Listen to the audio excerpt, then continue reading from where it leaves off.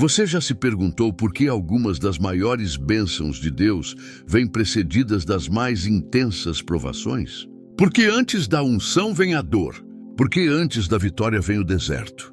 Porque antes do trono vem a prisão.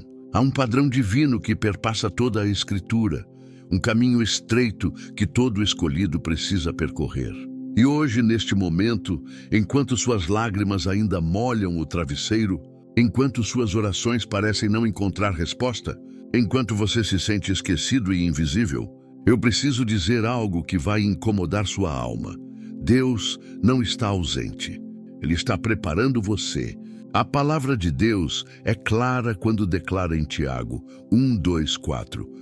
Meus irmãos, tende por motivo de grande gozo o passardes por várias provações, sabendo que a prova da vossa fé produz a perseverança.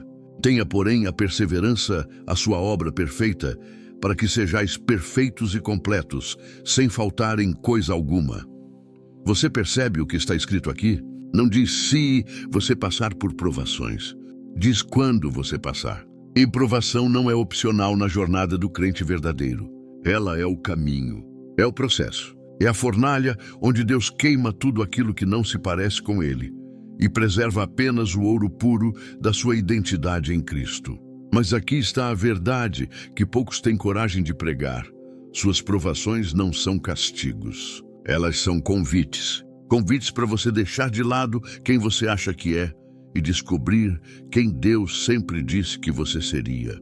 Cada lágrima derramada no secreto, cada noite insone, cada momento em que você se sentiu pequeno demais, fraco demais, indigno demais, tudo isso são pinceladas de Deus, moldando uma obra-prima que o mundo ainda não viu. José sabia disso. Quando foi jogado na cisterna pelos próprios irmãos, ele não sabia que aquela traição era o primeiro degrau rumo ao palácio. Quando foi vendido como escravo, ele não imaginava que aquela humilhação era parte de um plano para salvar nações. Quando foi acusado injustamente e jogado na prisão, ele não entendia que ali, naquele calabouço frio e escuro, Deus estava afinando seu caráter para suportar o peso de uma coroa. Gênesis 50:20 registra as palavras de José aos seus irmãos. Vós intentastes o mal contra mim, porém Deus o converteu em bem, para fazer o que se vê neste dia, para conservar em vida a um povo numeroso. Você consegue enxergar? O que parecia destruição era, na verdade, construção. O que parecia fim era apenas o começo. O que parecia rejeição era preparação para a maior promoção da sua vida. Mas José precisou passar pela cisterna, precisou passar pela casa de Potifar, precisou passar pela prisão. Não porque Deus queria vê-lo sofrer, mas porque Deus queria prepará-lo para algo que sua versão imatura jamais suportaria. E hoje, enquanto você olha para a sua vida e vê ruínas, Deus vê fundações. Enquanto você vê fracasso, Ele vê treinamento. Enquanto você vê deserto, Ele vê escola. Porque há uma verdade imutável no reino de Deus. Ninguém recebe coroa sem passar pela cruz. Ninguém recebe autoridade sem passar pela obediência. Ninguém recebe unção sem passar pela quebra. A primeira provação que revela que Deus está te preparando para grandes bênçãos é esta, a provação do deserto. E não estou falando de um deserto geográfico. Estou falando daquele lugar onde você se sente sozinho, mesmo cercado de pessoas. Aquele lugar onde suas orações parecem bater no teto e voltar. Aquele lugar onde você clama e os céus parecem de bronze. O deserto é onde Deus te tira de tudo que é familiar, para te mostrar que Ele é suficiente. É onde Ele remove as muletas, os apoios humanos, as seguranças terrenas, para que você aprenda a andar apenas pela fé. Jesus foi conduzido pelo Espírito ao deserto. Você ouviu bem? Não foi o diabo que o levou, foi o Espírito Santo. Mateus 4:1 diz: a seguir, foi Jesus levado pelo Espírito ao deserto para ser tentado pelo diabo. 40 dias e 40 noites sem comer, sem água, sem conforto, sem aplausos. Só Ele e o Pai. E foi ali, naquele lugar de aparente abandono, que Jesus venceu o tentador. Não com poder sobrenatural miraculoso, mas com a palavra. Está escrito, ele dizia, e cada palavra era uma espada cortando as mentiras do inimigo. Você está no deserto hoje? Então saiba, o deserto não é castigo, é preparação. Ali você vai aprender que a palavra sustenta mais que o pão. Ali você vai descobrir que a presença de Deus vale mais que multidões te aplaudindo. Ali você vai entender que não é o que você faz para Deus que te define, mas o que Deus já fez por você. O deserto é onde Deus mata seu ego e ressuscita sua identidade verdadeira. Mas deixe-me te fazer uma pergunta. Você está disposto a atravessar? Porque muitos desistem no meio do caminho. Muitos voltam para o Egito quando o maná parece monótono. Muitos largam o arado quando a terra fica dura. E então passam o resto da vida se perguntando por que as bênçãos nunca chegaram. A resposta é simples, porque abandonaram o processo. Porque quiseram a coroa sem a cruz. Porque desejaram a glória sem passar pela provação. Deus está te preparando. Cada dia no deserto tem um propósito. Cada lágrima tem um significado. Cada dor está moldando algo glorioso dentro de você. Não desista agora. Não pare no meio da jornada. Porque do outro lado do deserto há uma terra prometida esperando por você. Do outro lado da provação há uma bênção com o seu nome. Do outro lado da dor há um propósito que vai fazer todo o sofrimento valer a pena. A segunda provação que revela que Deus está te moldando para algo maior é a provação da espera. E essa, meus amados, talvez seja a mais difícil de todas. Porque nós vivemos em uma geração que não sabe esperar. Queremos tudo agora. Resposta agora. Milagre agora. Transformação instantânea. Mas Deus opera em tempos diferentes dos nossos. Isaías 55:8-9 declara: porque os meus pensamentos não são os vossos pensamentos, nem os vossos caminhos os meus caminhos, diz o Senhor. Porque assim como os céus são mais altos do que a terra, assim são os meus caminhos mais altos do que os vossos caminhos, e os meus pensamentos mais altos do que os vossos pensamentos. Você recebeu uma promessa de Deus e está esperando há anos. Você orou, jejuou, clamou e parece que nada aconteceu? Você está cansado de esperar e começou a duvidar se ouviu mesmo a voz de Deus? Então você está exatamente onde precisa estar. Porque a espera não é Deus te ignorando. A espera é Deus te amadurecendo. A espera não é ausência de resposta. A espera é a própria resposta.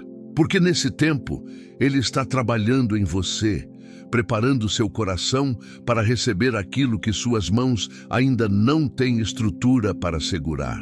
Abraão esperou 25 anos entre a promessa e o cumprimento.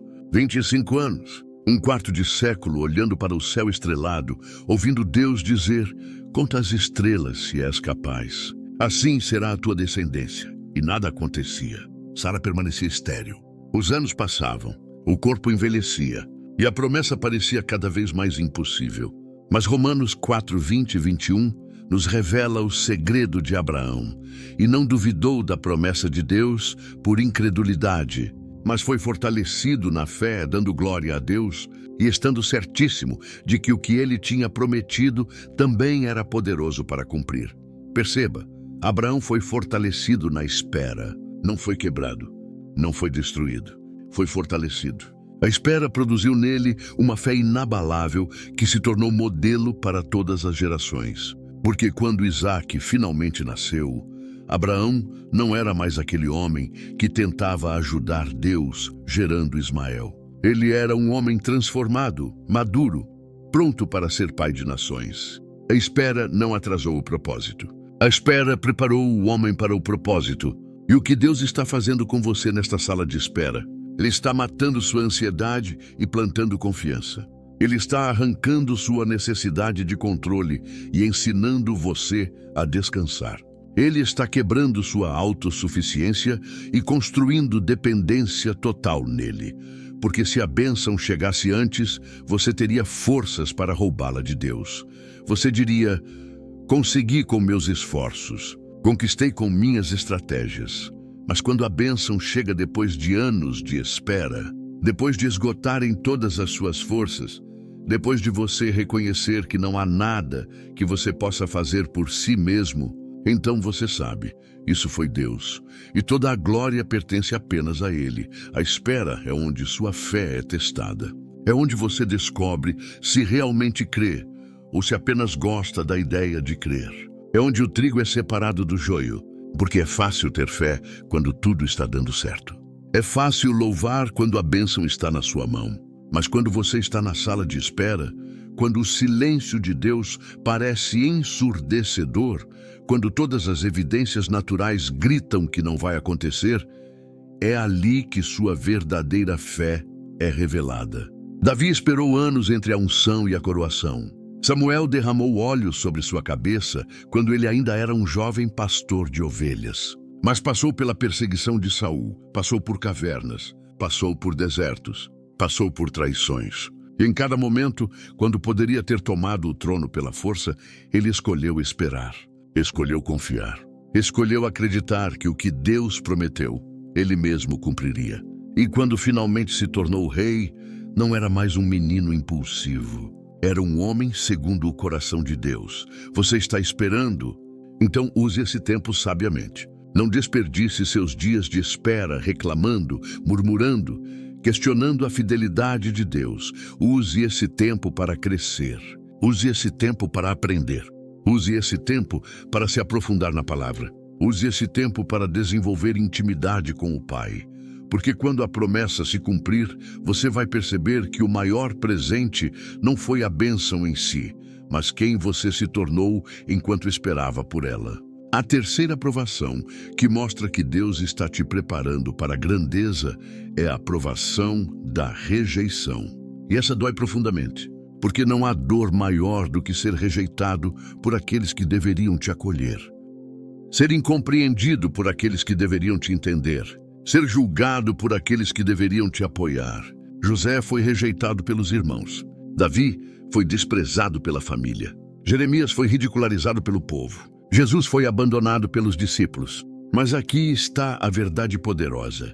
Toda rejeição humana é uma forma de proteção divina.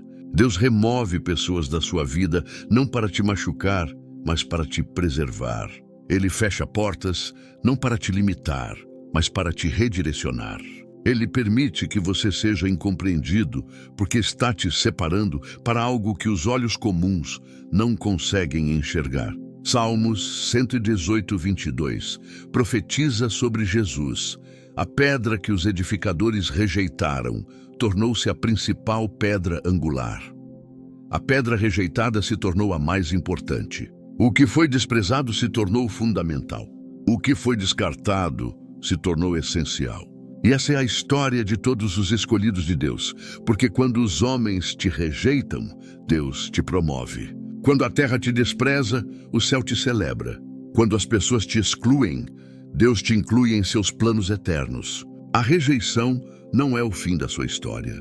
É apenas o começo de um novo capítulo escrito pela mão de Deus. E quando você passa pela rejeição, algo profundo acontece dentro de você.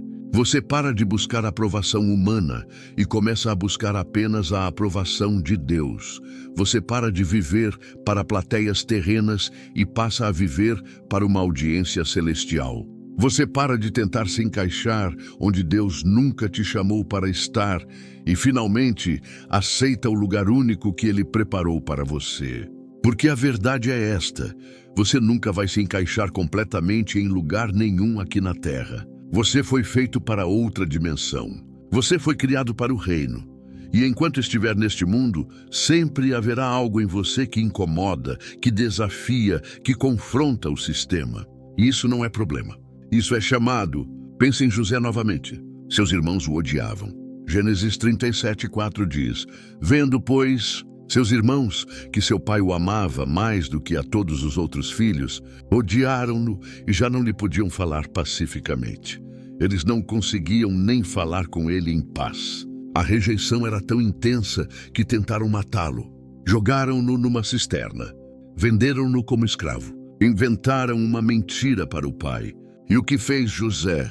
Ele não se vingou, não guardou amargura, não se tornou uma vítima. Ele perdoou. E esse perdão foi a chave que destrancou seu destino.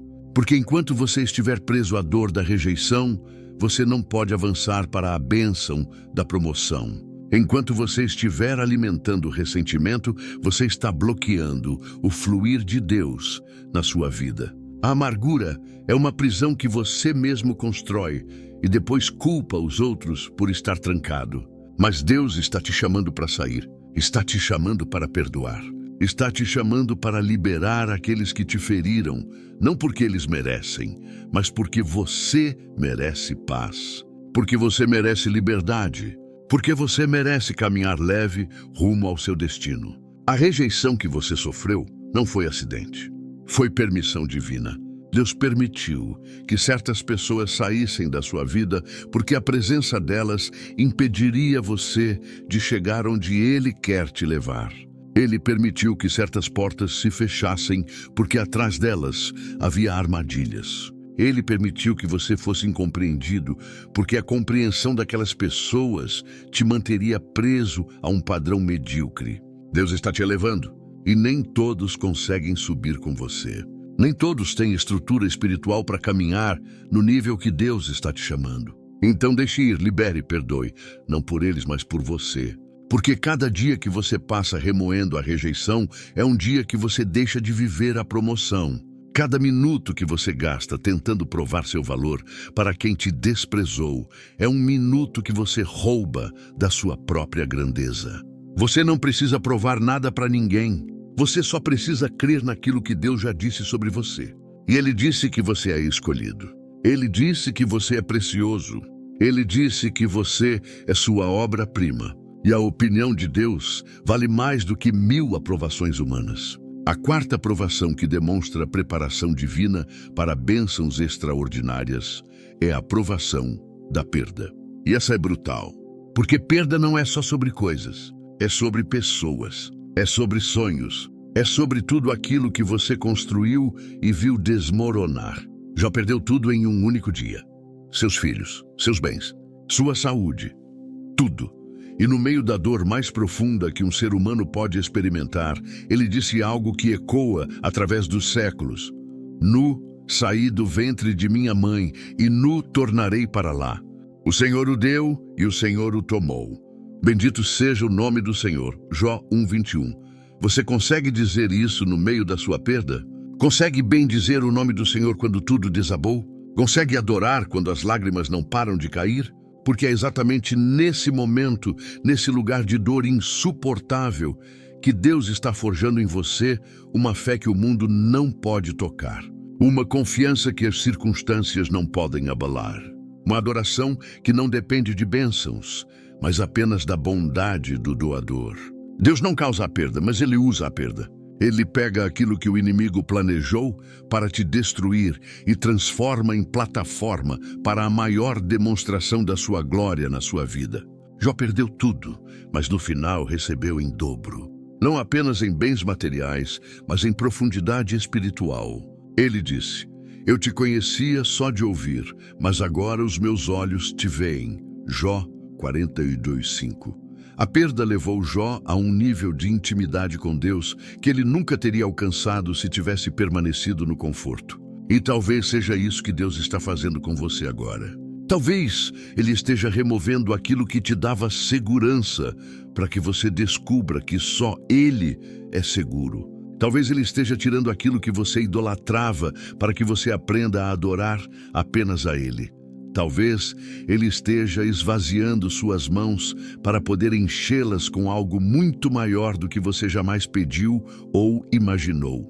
A perda ensina algo que a prosperidade nunca ensina: total dependência de Deus. Quando você tem tudo, é fácil esquecer de quem te deu. Mas quando você perde tudo, você é confrontado com uma escolha. Vai amaldiçoar a Deus ou vai confiar nele? Vai se revoltar ou vai se render? Vai desistir da fé ou vai mergulhar mais fundo nela? E a resposta que você dá nesse momento define quem você realmente é. Tem gente que perde e se torna amarga. Outros perdem e se tornam melhores. A diferença não está na perda, mas na perspectiva. Se você consegue enxergar a mão de Deus mesmo na perda, você descobriu o segredo da vitória em qualquer circunstância. Porque não é sobre ter ou não ter, é sobre confiar em quem controla tudo. Não é sobre circunstâncias, é sobre fé. E fé verdadeira não é acreditar que Deus vai te dar tudo o que você quer. Fé verdadeira é confiar que Deus sabe o que é melhor para você, mesmo quando você não entende. A perda também revela o que é eterno. Quando tudo passa, o que permanece. Quando as coisas são tiradas, o que sobra. Quando os aplausos cessam, quem você é no silêncio. A perda é uma peneira que separa o temporal do eterno, o superficial do essencial, o falso do verdadeiro. E no final, você descobre que tudo que realmente importa cabe dentro do seu coração: fé, esperança e amor.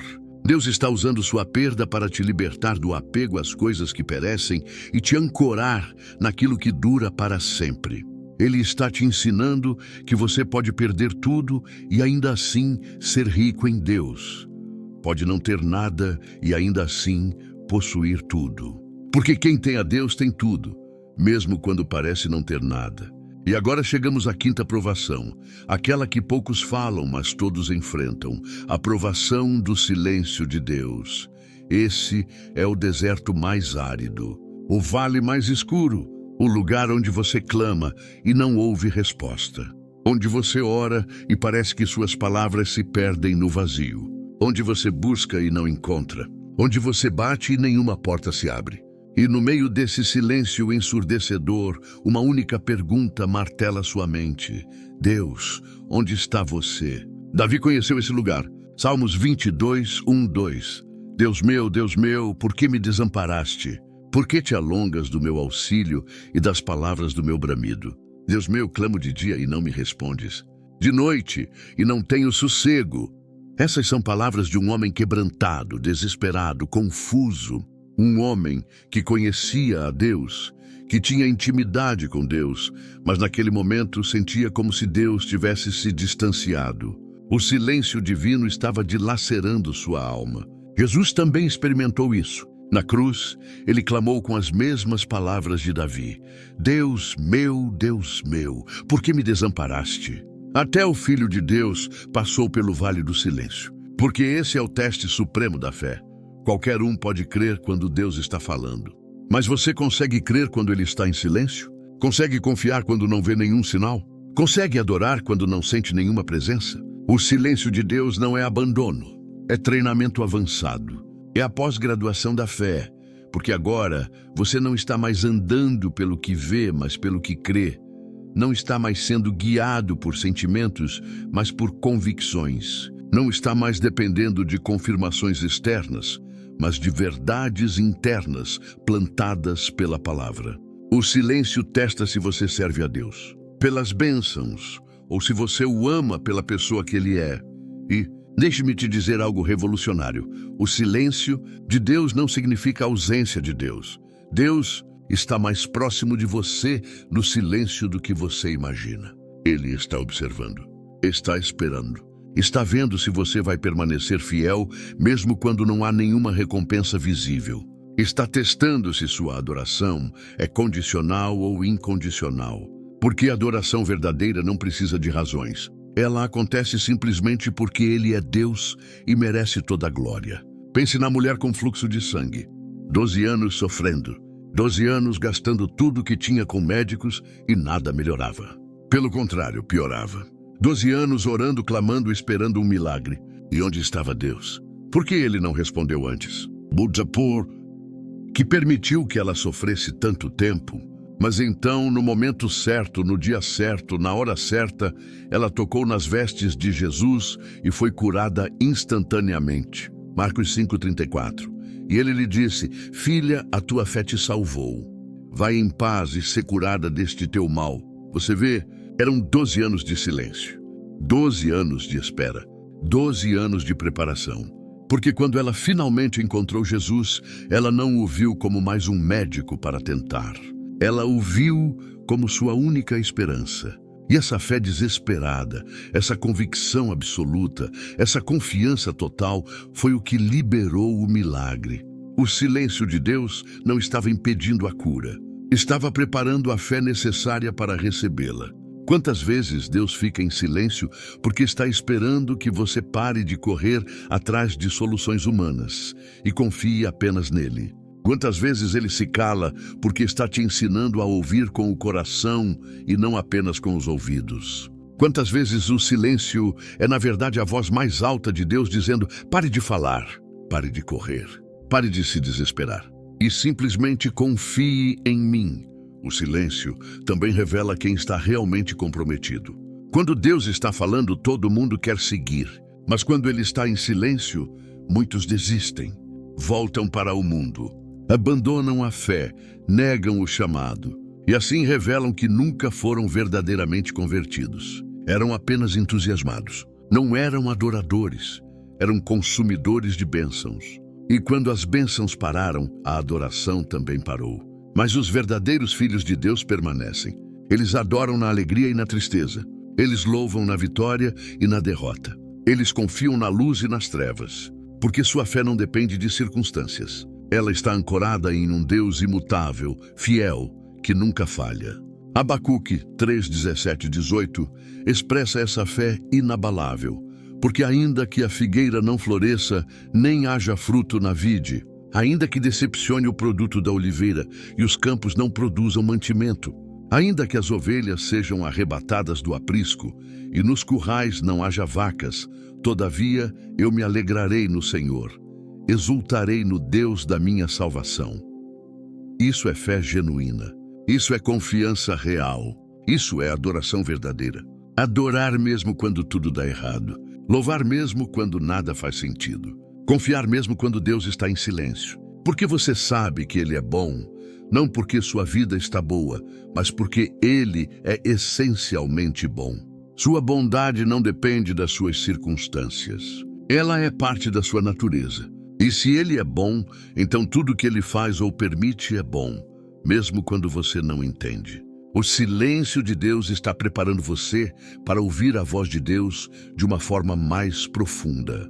Para discernir sua vontade sem precisar de sinais externos, para conhecê-lo intimamente, não apenas superficialmente. Porque quando o silêncio terminar, e terminará, você não será mais a mesma pessoa. Você será alguém que conhece a Deus em um nível que os religiosos nunca alcançarão. Alguém que experimentou a fidelidade divina não apenas nas respostas, mas na própria espera pelas respostas. Então, quando Deus finalmente falar novamente, quando Ele romper o silêncio com uma palavra profética sobre sua vida, você saberá reconhecer sua voz entre milhares, porque você aprendeu a ouvi-lo no silêncio. E quem consegue ouvir a Deus no silêncio nunca mais será enganado por vozes estranhas. Nunca mais será seduzido por falsas promessas. Nunca mais será desviado por profecias vazias. Porque você conhece a voz do bom pastor. E você a segue, não porque sempre entende, mas porque sempre confia. Agora que caminhamos pelas 5 provações, o deserto, a espera, a rejeição, a perda e o silêncio, precisamos entender algo fundamental. Essas provações não vêm separadas. Elas se entrelaçam. Às vezes você está no deserto e enfrenta a rejeição ao mesmo tempo. Às vezes, você está esperando e experimenta a perda simultaneamente. Às vezes, o silêncio de Deus se mistura com todas as outras provações. E é nesse ponto que muitos desistem. Porque quando as provações se acumulam, quando parece que tudo está desmoronando de uma só vez, a tentação de abandonar tudo se torna quase irresistível. Mas é exatamente aí que você precisa resistir com mais força. Porque quando as provações se intensificam, não é sinal de que Deus te abandonou. É sinal de que você está muito perto do breakthrough. É sinal de que o inimigo está desesperado, tentando fazer você desistir antes de cruzar a linha de chegada. É sinal de que a bênção está tão próxima que o inferno inteiro se mobilizou para tentar impedir você de alcançá-la. Paulo entendeu isso. Em 2 Coríntios 4, 17 e 18. Porque a nossa leve e momentânea tribulação produz para nós um peso eterno de glória muito excelente, não atentando nós nas coisas que se veem, mas nas que se não veem. Porque as que se veem são temporais, e as que se não veem são eternas. Ele chamou todas as suas tribulações de leves e momentâneas. Paulo, que foi apedrejado, preso, naufragou, passou fome, foi traído. E ele chama isso de leve? Chama isso de momentâneo? Como é possível? Porque ele tinha perspectiva eterna. Ele conseguia ver além da dor presente. Ele enxergava a glória que estava sendo forjada através do sofrimento. Ele sabia que cada provação estava produzindo algo nele que era infinitamente mais valioso do que qualquer conforto temporário. Ele tinha os olhos fixos, não no que estava passando, mas no que estava sendo preparado. E você? Onde estão seus olhos? Você está olhando para as circunstâncias ou para as promessas? Está focando no problema ou no provedor? Está medindo o tamanho da provação ou o poder de Deus? Porque a direção do seu olhar determina a condição do seu coração. Se você olha apenas para a dor, você se desespera. Mas se você olha para aquele que é maior que toda dor, você encontra força para continuar. Cada provação que você enfrenta está adicionando peso à sua coroa. Está aumentando o nível da sua unção. Está expandindo a capacidade do seu vaso para receber mais de Deus. Porque Deus nunca dá grandes bênçãos a vasos pequenos. Ele precisa primeiro alargar você. E esse alargamento dói. É desconfortável. É assustador. Porque significa sair da zona de conforto. Significa deixar morrer tudo que é pequeno em você para que nasça aquilo que é grande. Pense em uma mulher grávida. Durante 9 meses, seu corpo passa por transformações dolorosas. Expande, estica, sofre e no final, o parto é a dor mais intensa. Mas depois, quando ela segura o bebê nos braços, toda a dor vale a pena. Ela esquece o sofrimento diante da alegria de ver a vida que foi gerada dentro dela. Jesus disse em João 16:21, a mulher, quando está para dar à luz, tem tristeza, porque é chegada a sua hora. Mas depois de ter dado à luz a criança, já não se lembra da aflição, pelo gozo de haver nascido um homem no mundo. Você está grávido de promessas. Deus colocou sonhos dentro de você. Plantou chamado, depositou propósito. E agora Ele está trabalhando para que esses sonhos sejam dados à luz. As contrações doem. O processo é longo. O trabalho de parto é intenso. Mas não desista, porque você está prestes a dar à luz algo que vai impactar gerações. Algo que vai transformar vidas. Algo que vai glorificar o nome de Deus. As provações também têm outro propósito. Elas te qualificam para ajudar outros. Você nunca poderá consolar efetivamente alguém que está no deserto se você nunca esteve no deserto. Você nunca poderá fortalecer alguém na espera se você nunca esperou. Você nunca poderá curar um coração rejeitado se você nunca foi rejeitado. 2 Coríntios 1:3-4. Bendito seja o Deus e Pai de nosso Senhor Jesus Cristo, o Pai das misericórdias e o Deus de toda consolação, que nos consola em toda a nossa tribulação, para que também possamos consolar os que estiverem em alguma tribulação, com a consolação com que nós mesmos somos consolados de Deus. Sua dor tem propósito. Sua aprovação não é apenas sobre você. É sobre todos aqueles que você vai ajudar no futuro. Cada lágrima que você derramou se tornará bálsamo para ferir alheias. Cada noite que você passou em claro se transformará em luz para alguém que está nas trevas. Cada vez que você quis desistir, mas continuou, você está construindo o testemunho que um dia salvará alguém da desistência.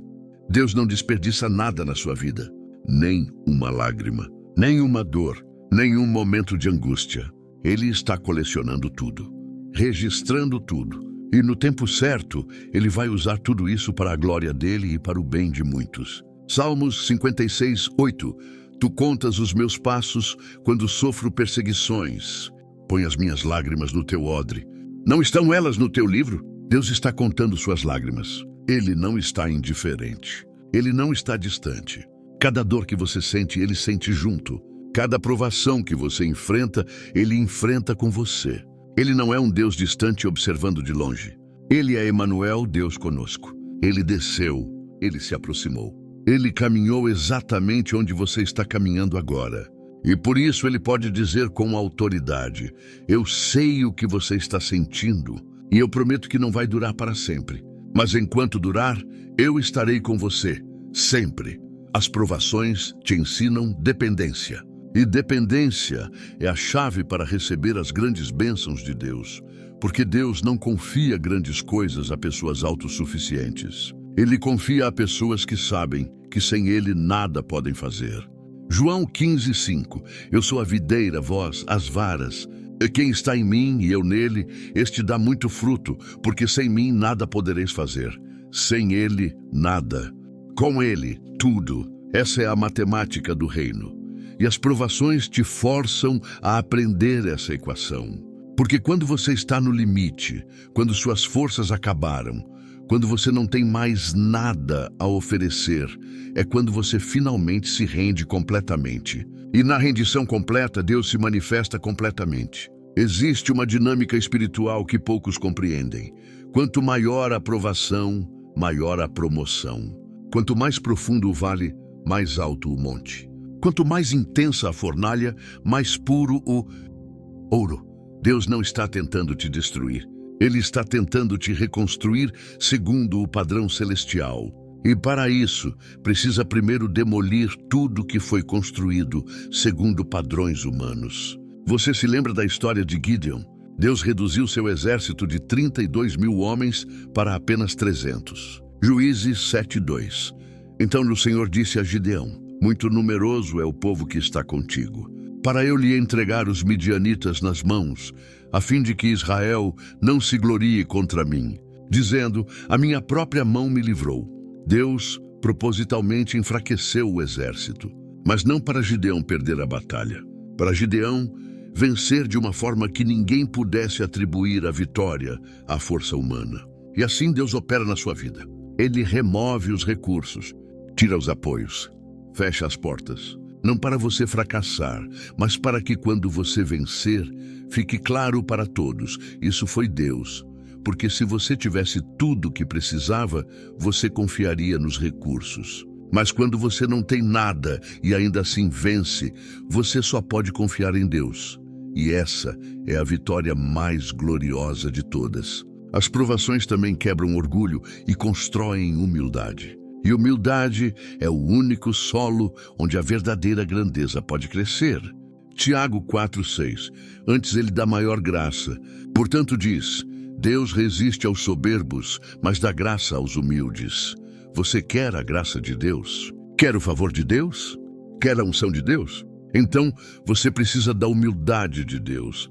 E humildade não se aprende em seminários. Aprende-se no quebrantamento. Aprende-se na provação. Aprende-se quando você cai de joelhos e reconhece: eu não consigo. Mas tu consegues. Moisés precisou passar 40 anos no deserto antes de estar pronto para libertar Israel. 40 anos. Ele poderia ter dito: Deus, eu já estava pronto aos 40 anos quando matei o egípcio tentando defender meu povo. Mas não estava. Aos 40, Moisés era um príncipe cheio de si. Aos 80, era um pastor quebrantado e humilde. Aos 40, ele confiava em sua força. Aos 80, ele conhecia sua fraqueza. E foi só então que Deus disse: agora você está pronto. Porque Deus não usa pessoas fortes. Ele usa pessoas fracas que conhecem um Deus forte. Ele não procura talentos. Ele procura vasos vazios que ele possa encher. Ele não quer heróis. Ele quer servos. E é no deserto, na provação, no vale, que ele transforma príncipes orgulhosos em profetas humildes. Cada provação também testa seus motivos. Por que você serve a Deus? Pelo que ele pode te dar ou por quem ele é? Pela bênção ou pelo abençoador? Pelo milagre ou pelo milagreiro? Jó foi testado exatamente nisso. Satanás acusou: porventura Jodebalde teme a Deus? Acaso não o cercaste tu de bens, a ele, a sua casa e a tudo quanto tem? A obra de suas mãos abençoaste, e o seu gado se tem aumentado na terra. Mas estende a mão e toca-lhe em tudo quanto tem, e verás se não blasfema contra ti na tua face. Jó 1:9-11. O diabo disse: ele só te serve porque tu o abençoas. E Deus permitiu que tudo fosse tirado para provar que a adoração de Jó não era transacional, era relacional. Jó não amava as bênçãos de Deus. Jó amava o Deus das bênçãos. E quando tudo foi removido, a adoração permaneceu. Isso silenciou o acusador e glorificou o Senhor. E você, se Deus tirar tudo, você ainda vai adorá-lo? Se Ele fechar todas as portas, você ainda vai confiar? Se Ele ficar em silêncio por anos, você ainda vai buscá-lo? Porque essa é a adoração que move o coração de Deus, não a adoração interesseira, não a adoração contratual, mas a adoração pura, genuína, que diz: eu te amo simplesmente porque tu és digno de ser amado. As provações te ensinam a diferença entre bênçãos e benfeitor. Muitos amam as bênçãos e ignoram quem as deu. Mas quando as provações vêm, as bênçãos são tiradas e você é confrontado com uma escolha. Vai desistir de Deus porque as bênçãos acabaram? Ou vai se apegar a Deus mesmo sem bênçãos? E sua resposta revela a verdadeira condição do seu coração. Deus também usa as provações para te separar, para te santificar, para te tirar do meio da multidão e te colocar à parte. Porque você não pode ser usado grandemente por Deus e ao mesmo tempo viver como todo mundo vive. Não pode ter unção poderosa e andar nos mesmos caminhos dos conformados. Não pode carregar a glória e permanecer na mediocridade. Provações te separam, te destacam, te diferenciam. E embora seja solitário, é necessário. Jesus passou 40 dias no deserto antes de iniciar seu ministério. Paulo passou 3 anos na Arábia depois da conversão antes de começar a pregar publicamente. João esteve na ilha de Patmos, isolado, quando recebeu a revelação do Apocalipse. Isolamento não é castigo, é preparação. É escola profética. É onde Deus te molda longe dos olhares, longe das opiniões, longe das distrações. É onde Ele fala sem competição. É onde Ele trabalha sem interrupção. Se você está isolado hoje, não se desespere. Deus não te esqueceu. Ele te separou, te escolheu, te marcou. E no tempo certo Ele te apresentará. Mas primeiro, Ele precisa terminar a obra que começou em você. E essa obra não pode ser apressada, não pode ser abreviada. Precisa seguir o tempo divino, porque o que Deus está fazendo em você agora é para toda a eternidade. Não é temporário, é permanente. Não é para impressionar homens, é para refletir Cristo. Então pare de correr, pare de forçar portas, pare de tentar acelerar o processo. Confie no oleiro. Ele sabe exatamente quanto tempo você precisa no torno. Ele sabe exatamente quanto calor é necessário no fogo. Ele sabe exatamente quando você estará pronto. E quando esse dia chegar, você não será mais o mesmo. Você será alguém irreconhecível, alguém transformado. Alguém cheio da glória de Deus, de uma forma que vai impactar gerações. E agora chegamos ao momento mais importante desta mensagem.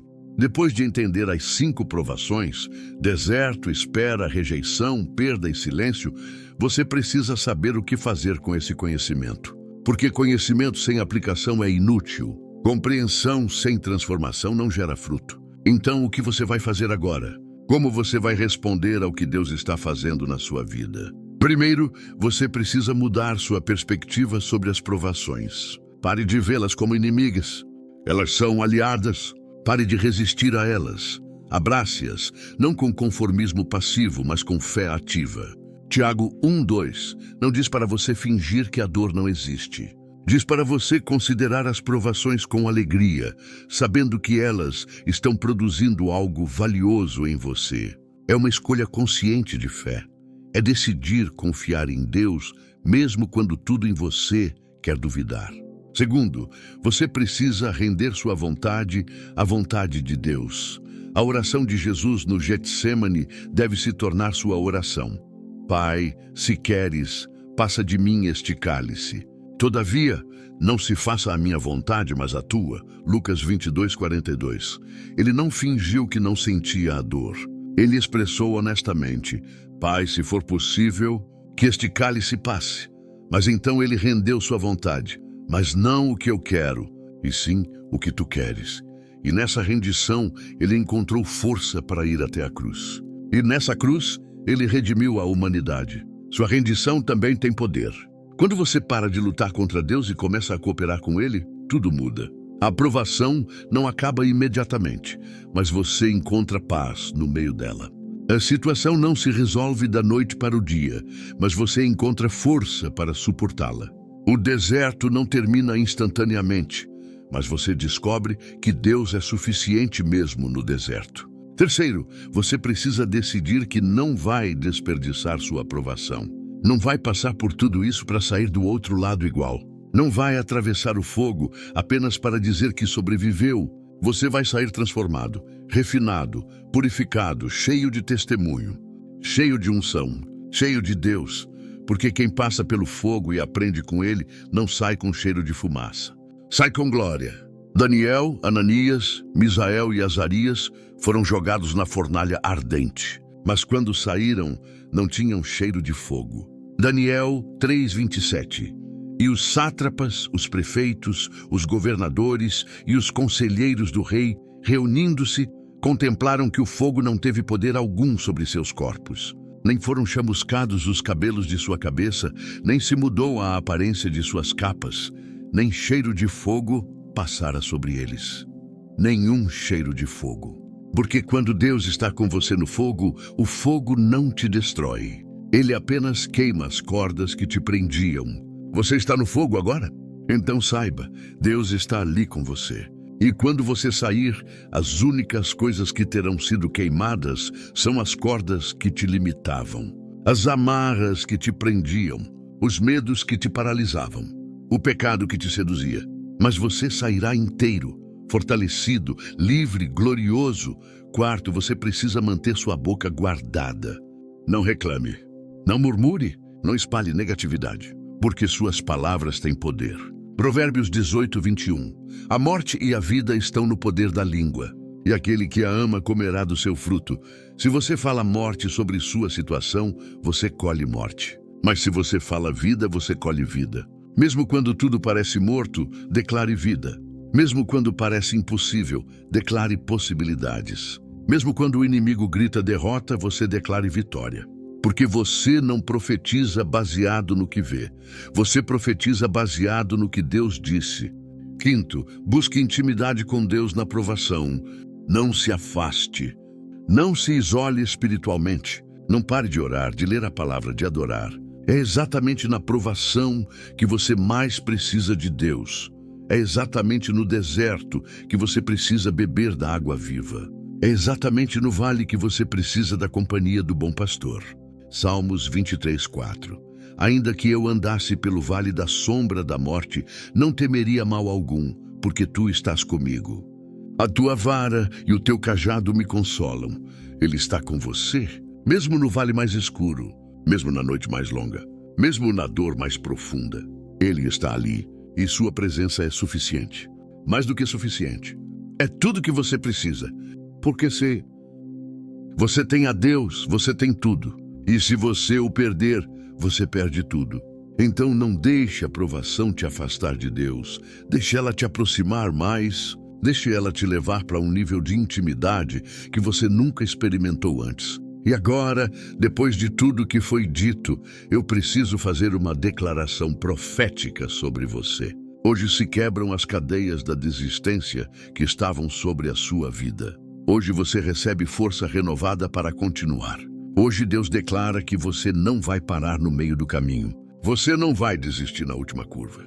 Você não vai entregar os pontos quando está tão perto da vitória. Você é mais forte do que pensa. Você é mais resiliente do que imagina. Você é mais capacitado do que acredita. Porque a força não vem de você, vem daquele que habita em você. E se o Todo-Poderoso está em você, quem pode ser contra você? Se Deus é por você, o que importa quem é contra? Hoje você recebe clareza sobre o propósito das suas provações. Não são castigos, são preparações. Não são maldições, são bênçãos disfarçadas. Não são fins, são começos. Filipenses 1:6. Tendo por certo isto mesmo, que aquele que em vós começou a boa obra, a aperfeiçoará até ao dia de Jesus Cristo. Deus começou uma obra em você, e Ele não desiste no meio. Ele não abandona projetos inacabados. Ele vai completar o que começou. Vai terminar o que iniciou. vai cumprir cada promessa que fez. Você pode confiar nele, você pode descansar nele, você pode se entregar completamente a ele, porque ele é fiel, ele é constante, ele é imutável. Isaías 41:10. Não temas, porque eu sou contigo. Não te assombres, porque eu sou o teu Deus. Eu te fortaleço e te ajudo e te sustento com a minha destra fiel. Esta é a palavra do Senhor para você hoje. Não tema, não se assombre, porque Ele está com você. E se Ele está com você, você vai vencer, vai superar, vai atravessar, vai chegar do outro lado. E quando chegar, você não será mais o mesmo. Você será alguém que passou pelo fogo e saiu como ouro puro. Alguém que atravessou o vale e agora está no monte. Alguém que enfrentou a tempestade e agora conhece o poder do Deus que acalma ventos e ondas. Levante-se agora, levante-se e caminhe naquilo que Deus já declarou sobre a sua vida. As provações não vão te matar, vão te fortalecer, não vão te destruir, vão te reconstruir, não vão te diminuir, vão te engrandecer, porque você está sendo preparado para grandes bênçãos. Prepare seu coração, prepare suas mãos, prepare sua vida, porque o que vem é maior do que tudo que passou. A glória que vem é superior a toda a dor que você experimentou. E o que Deus está prestes a fazer vai compensar cada lágrima, cada noite de angústia, cada momento de solidão. Sua história não termina na provação, ela termina na vitória. E essa vitória começa agora.